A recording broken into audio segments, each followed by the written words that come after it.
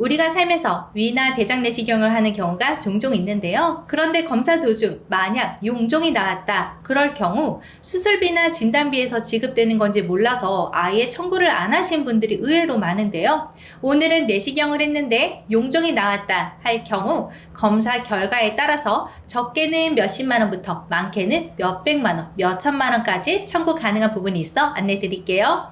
용종의 종류에 따라 암 진단을 받지 않았는데도 암 진단 검토 대상이 될 수 있습니다. 내용 궁금하신 분들은 영상 집중해 주세요. 오늘 영상을 보시고 나 이런 경우 있는데 아직 청구 못했다 하시는 분들은 청구권 소멸시효가 지나지 않았다면 청구해 보시기 바래요. 내시경을 언제 하게 될까요? 국가나 직장에서 하는 건강검진이나 아니면 몸이 불편해서 병원에 갔다가 의사선생님의 권유로 하게 되죠. 국가나 직장 검진을 했는데 의사선생님이 이렇게 말씀하셨어요. 용종이 있어서 뗐어요. 조직검사할 거고요. 일주일 뒤에 결과 들으러 오세요. 이럴 경우 추가적인 의료비가 발생했다면 이 부분은 실비로 청구가 가능합니다. 또 하나는 몸이 안 좋아서 병원에 갔더니 의사선생님이 내시경을 해보자고 했어요. 이럴 때 실비가 되냐라고 물어보시는 분들 계시는데요. 증상이 있어서 검사를 할 경우 검사 비용과 치료 비용 모두 청구 가능합니다. 그런데 검사를 했는데 용종이 나오면 그냥 두지 않죠. 그냥 뒀을 때 암으로 발전할 가능성이 있기 때문에 의사선생님은 대부분 제거를 해서 조직검사를 합니다. 조직검사를 했을 때 크게 두 가지로 나눠져요. 악성이냐, 양성이냐. 양성은 생명에 지장을 주지 않는 것으로 할 수 있고요. 악성의 경우에는 침륜, 파고들거나 전이 등의 특성이 있어서 생명에 지장을 줄 수 있죠. 만약에 악성이다 할 경우에는 암진단비를 청구하시면 되고요. 그런데 악성이 아니고 양성이라도 경우에 따라서 암진단 청구가 가능한 부분이 있습니다.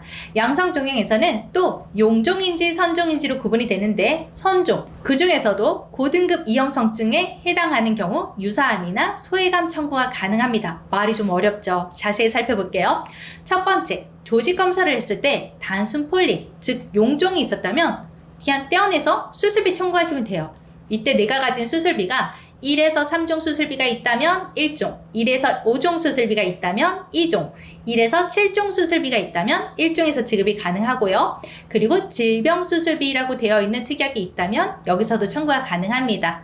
용종을 제거했을 때 K코드나 D코드가 부여되는데 K코드는 단순 폴립, 용종이고요. D코드는 선종입니다. 만약 D코드로 진단을 받았다면 부인과 질병수술비 보험이 있다면 여기서도 청구가 가능해요.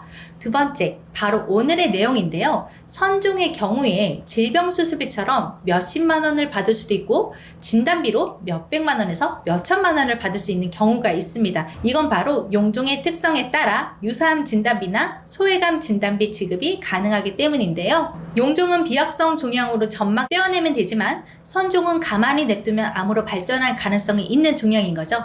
이러한 선종은 두 종류가 있는데요. 위험도가 상대적으로 낮은 저등급 이형성증과 반대로 위험도가 높은 고등급 이형성증이 있습니다. 만약 위험한 고등급 이형성증이라면 제자리암이나 상피내암으로 진단비를 청구할 수 있습니다. 자, 여러분, 내시경을 통해 용종을 제거해 보신 분이 계시다면 조직검사 결과지를 한번 찾아보세요. 고등급 하이그레이드 디스플레이저로 되어 있는지 저등급 로우 그레이드 디스플레이저로 되어 있는지 꼭 확인해 보시고 만약 고등급으로 되어 있다면 유사암 진단비 검토 대상이 될 수 있습니다. 소멸시효인 3년이 지나기 전에 꼭 검토해 보시길 바래요. 자, 한번 정리할게요. 용종을 떼면 조직검사를 하죠. 조직검사에 따라 용종, 선종, 암으로 구분이 되는데 용종은 폴립이라 잘라내면 되고 수술비 청구하시면 됩니다. 조직검사 결과에서 암이다 할 경우 암은 암진단비를 청구하시면 되고요. 선종의 경우에는 암은 아니지만 가만 냅두면 암으로 발전할 가능성이 있어요. 조직검사 결과지에 따라 저등급 이형성증과 고등급 이형성증으로 나뉘는데 고등급 이형성증의 경우 암진단비 검토 대상이라는 겁니다. 설계사는 상품을 판매하는 사람이 아니고 고객과 보험회사 사이에서 고객의 편에서 소통해줄 수 있는 사람이라고 생각해요. 혹시 소통할 담당자가 없다 하시는 분들은 언제든지 문의 주시면 자세한 상담 도와드리겠습니다.